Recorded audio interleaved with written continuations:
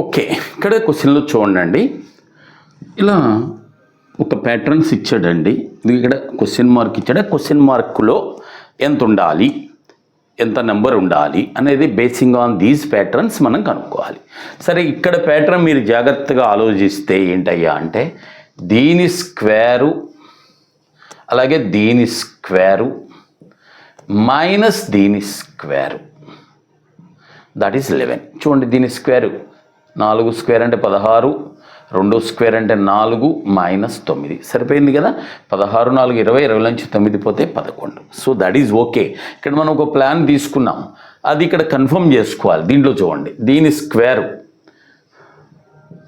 Plus 4 square minus 2 square, ఇక్కడ 5 square అంటే 25 and 16 minus 4, 25 16 41లోంచి 4 పోతే 37, that is also 1. Okay, now come here.